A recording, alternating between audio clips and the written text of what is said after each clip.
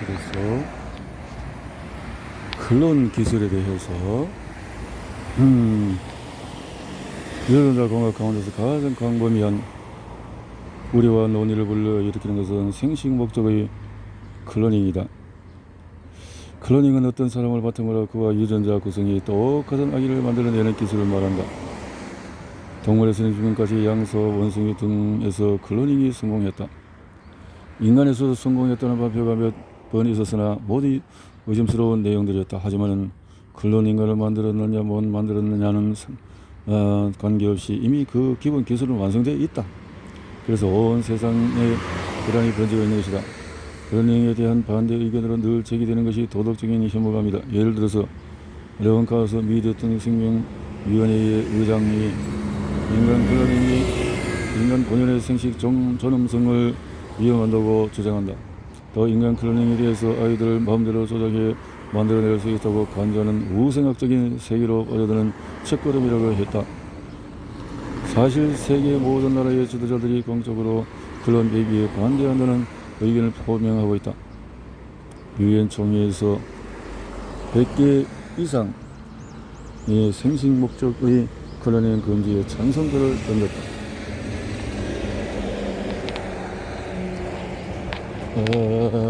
클로닝에 대해서는 그렇다는 거죠. 이거 전부요. 클로닝에 대해서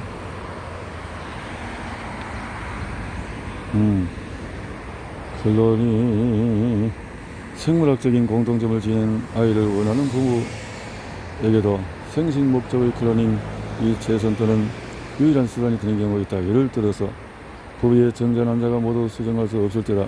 이 경우 처에 수정하거나 타인의 낳은 자라 전자를 제공받아서 대리모를 쓰거나 하는 방법들이 전혀 통하지 않는다. 그러나 클로닝이라면 두 사람 중에 어느 한쪽이 유전자를 물려받은 아이를 가질 수가 있다. 또 동성애 커플에서도 클로닝은 생물학적인 접점을 지닌 아이를 얻을 수 있는 훌륭한 방법이 된다.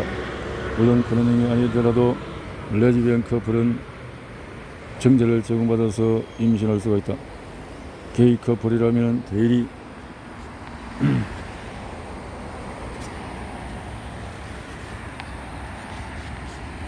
뭐나 낳은 자 제공자를 구해서 아이를 얻을 수가 있다. 다만 그럴 경우 아이가 물려받을 유전자는 두 사람 가운데 어느 한쪽 것뿐이다. 즉 반쪽의 유전이 셈이다. 게다가 아이는 제3자와 생물학적인 접점을 지니기 때문에 살아가면서 성가신 문제가 일어날 가능성이 있다. 반면에 클로닝으로 아기를 얻을 경우에 아이와 피를 나누는 것은 커플 중 어느 한쪽이다. 특히 레즈비언 커플에는 피를 나눈 아이를 가지는 데 가장 좋은 방법이라고 할 수 있다. 대리모가 필요 없으므로. 그러나 유감스럽게도 현재의 기술로 생식 목적의 클로닝은 안전하다고 할 수가 없다. 클론 동물은 태어나서 기형 또는 건강에 문제를 일으키는 경우가 많다. 그런 이유로 현 단계에서 인간의 클로닝을 시도하는 것은 윤리적으로 무리가 있다. 따라서 우선 동물을 대상으로 기초 연구를 진행해서 인간에게도 안전하다는 확정을 얻을 때까지는 인간의 클로닝을 법적으로 금지하는 방법을 생각해 볼 필요가 있다. 실제로도 그렇게 해야 한다. 그런데 클로닝에 반대하는 사람이 주로 문제하는 것은 안전성이 아니다. 그들이 전경으로 삼는 것은 인간성과 정체성이다. 만일 인간의 클로닝을 통해서 아이를 만들어낸다면 이는 유일무이한 존재로서 그 아이의 존엄성을 훼손하는 것이며 나아가 인류 전체의 존엄성을 성명시키는 주장이다. 클론에 대한 오해가 모처럼 중요한 논쟁을 사무적으로 이끌지 않도록 확실히 해둘 게 하나 있다. 일반적으로 클론은 복제라고도 한다. 복제. 자신의 클론을 떠올려보자. 그는 어떤 존재일까? 같은 나이에 눈도 똑같고 사고방식도 태도도 같고 같은 수준의 지능과 능력을 지닌 그런 사람을 상상하고 있지는 않은가? 그런 클론은 절대 있을 수가 없다. 사실 지구상에는 이미 4천만 명이나 되는 클론 인간이 존재하고 있다. 바로 일란성 쌍둥이들이다. 쌍둥이지만 각각 개별적인 인간이라는 점에서 누구도 이 일을 가지 못할 것이다. 우리는 쌍둥이가 보통 사람에 비해서 열등하지는 않을까 불안해하지 않는다. 또 보통 사람이 영혼을 지내듯이 쌍둥이 한 사람도 당연히 저마다 영혼을 지낸다는 사실에 대해서는 추호도 의심하지 않는다. 정상적으로 태어난 일란성 쌍둥이가 독립적인 개인이라면 바이오 테크놀로지의 도움을 받아서 태어난 클론도 인간도 독립적인 개인이다.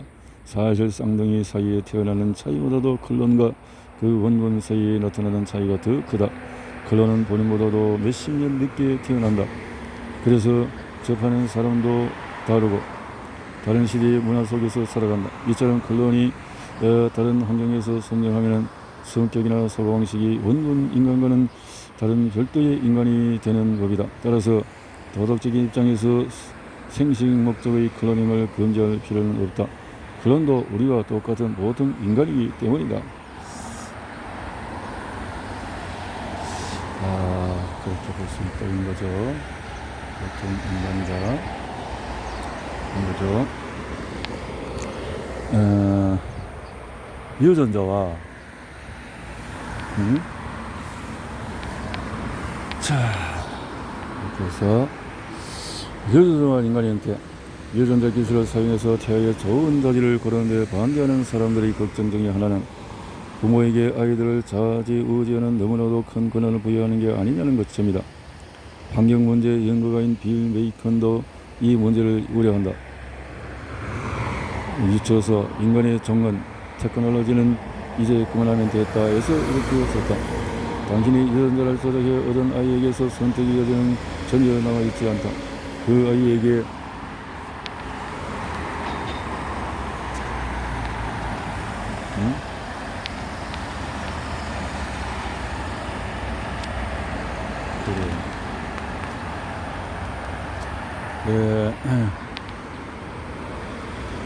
테스트 대상인 두 쌍의 쌍둥이는 모두 같은 환경에서 자랐다. 따라서 결과적으로 일란성 쌍둥이가 유전적으로 서로 더욱 비슷해진 것으로 보인다. 실제로 지금까지 실시한 많은 연구에 따르면 태어나자마자 서로 떨어져 자란 일란성 쌍둥이는 성격이나 지능과 관련한 테스트에서 매우 비슷한 결과를 보인다. 또 일양아들은 양부모보다도 친부모를 더 닮는다. 이런 데이터에 입각한다면 대체적으로 유전자가 지능이나 성격 형성에 큰 역할을 한다고 볼 수 있다. 다만 유전자가 모든 것을 조정하는 것은 아니다. 일란성 쌍둥이는 아무리 서로 비슷하다고 해도 차이가 분명히 있다. 서로 떨어져서 각각 성장할 경우에 담배를 피우거나 겨우에 꼬박꼬박 나가는 등의 습관을 비롯해서 많은 항목에서 차이가 난다. 이런 유전적으로 아무 관계가 없는 비슷한 또래의 사람들 사이에서 나타나는 차이와 별반 다를 게 없다. 서로 떨어져서 자랄 경우에 일란성 쌍둥이라 하더라도 지능이나 성격 테스트 결과는 확실히 다르게 나온다. 전혀 난 모르는 타인이나 일란성 쌍둥이들이 보는 차이보다도 조금 더 닮을 정도다. 그렇다면 유전자는 정신적인 경질에 어느 정도로 영향을 주는 것일까? 여기서 지능 테스트나 성격 테스트에 미치는 유전자의 영향에 관해서 생각해보자. 지능이라는 말은 너무나 다양한 뜻으로 쓰인다. 그래서 과학자들은 IQ 중심으로 조사한다. IQ 테스트는 단순히 문제 해결 능력, 언어 능력, 공간 인지력 등에 관한 테스트다. 어떤 사람을 지적이라고 평가할 때 보통 IQ 이외에 리더십, 지식의 깊이, 의욕, 창조력, 감성, 대인관계 등을 모두 포괄하는 법이다. 그러나 IQ 테스트에서는 이런 측면들을 다루지 않는다. 그럼에도 IQ는 의미 있는 지표다. IQ 테스트 결과는 시간을 재면서 했는가, 언어 능력이나 공간 인지력 가운데서 어느 쪽에 비중을 두고 실시했는가, 테스트에 어느 정도나 시간을 들였나 등등 여러 잣대에 의해서 좌우된다. 하지만 어떤 방식으로 실시하든지 특성 개인의 테스트 점수는 대체로 일관성 있게 나온다. 게다가 여러 연구 결과에 따르면 IQ는 학업 성취도나 소득 수준 그리고 경우에 따라서는 세명에 대해서까지도 설득이 있는 예측 지표가 된다. 저 IQ가 지능의 모든 것을 말해주지는 못하지만 적어도 몇몇 중요한 항목들에 대해서는 평가 척도로 사용할 수 있다는 뜻이다. 유전자가 인간의 행질에 미치는 영향에 대해서 설명할 때 과학자들은 상관관계라는 용어를 사용한다. 상관관계의 정도를 나타내는 상관관계의 수는 0에서 1까지 숫자로 표시된다. 상관관계 0이면 유전자의 행질을 전혀 관련성이 없다는 뜻이다. 상관관계 수가 1이라면 양자는 밀접하게 관련되어 있으며 어느 한쪽이 정해지면 다른 한쪽도 따라서 정해진다는 뜻이다. 유전자의 IQ와의 상관관계 수는 대략 0.35에서 0.75 사이 어딘가이다. 성격은 지능 이상으로 계량화가 어렵다. 심리학 분야에서 가장 일반적으로 사용되는 모델은 성격의 특질을 이른바 빅5로 나누어 분석하는 것이다. 빅5란 개방성, 성실성, 외향성, 협조성, 그다음에 신경증을 가리킨다. 지능을 계량하는 것처럼 이 모델을 사용해서 성격을 계량화하려는 데 대해서도 역시 논란이 많다. 이외에도 다른 모델이 몇 개 있지만은 성격을 연구하는 심리학자들 사이에서 빅5 분류법이 가장 널리 사용되고 있다. 쌍둥이 연구를 바탕으로 이 5가지 특질과 유전자의 상관소는 0.3에서 0.5로 측정된다. 일양아 연구에서는 그 값이 다소 낮아져서 0.2에서 0.35이다. 전체적으로 봐서 특정인의 IQ 평균값 100에서 얼마나 차이가 나느냐에 대해서는 유전자 2분의 1 정도를 결정한다. 성격의 유전자의 2분의 1, 성격의 경우에 유전자의 결정 범위는 3분의 1에서 2분의 1 사이다. 유전자와 행동상의 형질 사이에 이 정도 상관밖에 없다면 부모가 유전자 조작을 통해서 아이의 형질을 결정하는 데에도 한계가 있다. 저희 유전자 조작을 통해서 부모는 특정한 성형 아이를 가질 확률을 높일 수 있지만 유전자를 아무리 만지작거려도 아이의 IQ나 성격까지 완벽하게 조정할 수는 없다. 아이가 어떤 성격이 되고 어느 정도 지능을 지닐지 또 어떤 형태적인 특성을 보일지는 역시 환경이나 우연에 크게 좌우될 것이다. 이야기를 좀 더 구체적으로 전개하기 위해서 사고 실험을 하나 해보자. 당신의 IQ가 높은 아이를 원한다고 가정하자. 그 확률을 높이려면 높은 IQ를 지녔던 실제 인물과 똑같은 유전자를 아이에게 넣어주면 된다. 알기 쉽게 알베르토 아인슈타인을 선택했다고 하자. 어디까지나 가정이므로 아인슈타인의 유전자 구성이 해독되었는지 아닌지 어떤 유전자 그의 지능에 관계하는지 실제로 아인슈타인의 유전자를 어떻게 아이에게 주입하는지 등등 현실적인 문제는 모두 무시하자. 아인슈타인의 IQ가 얼마였는지는 알려지지 않았지만 대략 160 정도가 아니겠는가 추정하고 있다. 아인슈타인의 IQ가 실제로 160이었다고 하자.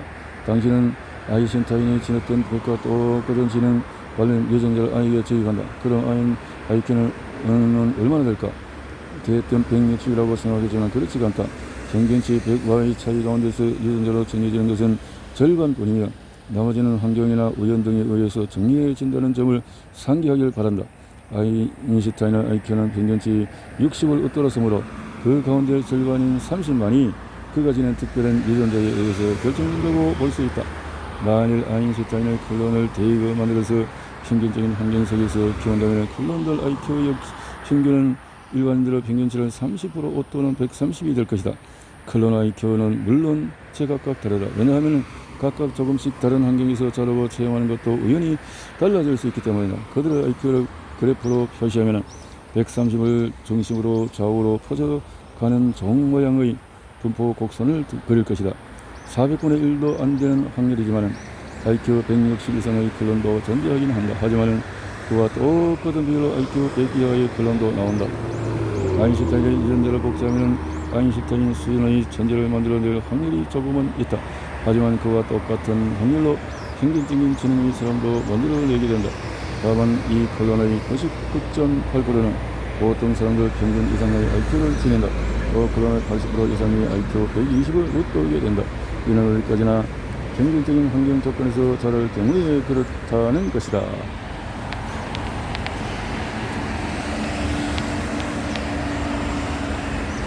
아인슈타인의 IQ 분포도 정상인구, 클론, 아인슈타인이 저 정도 되는데 숫자가 클론은 그 밑에 수준에서 본다.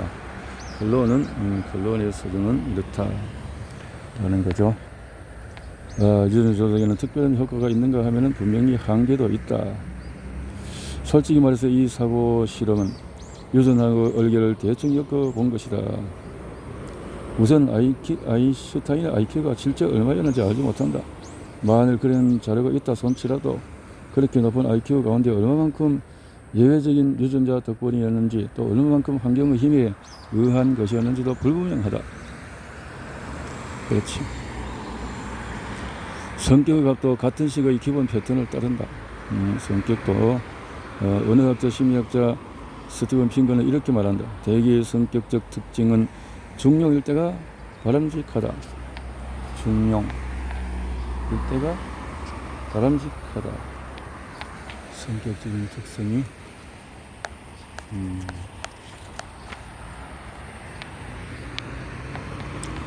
너무 부자이거나 너무 날씬하거나 하는 일이 있을 수 없다고 하였다. 하지만은 성격성의 특성들은 그렇지가 않다. 적극성의 예를 들어보자. 부모는 아이가 다른 사람의 소리에 놀아나는 놀이개가 되기를 바라지는 않을 것이다. 그렇다고 혼족의 왕처럼 포악한 사람이 되기도 바라지 않는다. 많은 사람들은 자기 아이가 두려움에 위축돼서 집에 처박혀 지내는 일이 없이 자신의 인생을 헤쳐나가기를 바란다. 그렇다고 영화에나 나올 법한 목숨 아까운 줄 모르고 날뛰는 천방지축이 되기를 바라는 것은 결코 아니다. 유전자가 성격을 완전히 조정하지 못하는 또 다른 한계는 어떤 유전자든지 모두 복수의 역할을 한다는 점이다. 성격이라 지능의 특성에 관여하는 유전자는 대부분 다른 특성에도 영향을 준다. 예를 들어서 COMT 유전자는 개인의 IQ와 전체 IQ 값의 차이 가운데 4%를 결정해 준다고 알려져 있다. COMT는 두 종류가 있는데 개인의 유전자인 벌과 멧돼지다. 누구나 COMT 복제 유전자를 2개씩 갖고 태어난다. 이 가운데 멧돼지를 2개 가진 사람은 전두엽을 더 효율적으로 쓰는 것 같다. 컴퓨터의 워킹 메모리가 머리가 잘 돌아가 무슨 시험을 보든지 다른 사람보다 좋은 성적을 낸다. 그러나 이들은 발을 2개 지닌 사람이 발과 멧돼지를 하나씩 지닌 사람에 비해서 쉽게 초조감을 느끼고 고통에 민감하며 정신분열증에도 더 걸리기 쉽다. 인간의 행동에서 유전자가 행하는 역할을 해독해 나가다 보면은 유전자의 대부분 아니 거의 전부가 복수의 역할을 하고 있음을 알게 된다. 그렇지. 유전자가 모든 것을 하는 거구나. 50%, 100% 50%. 그렇게 한다라는 거죠.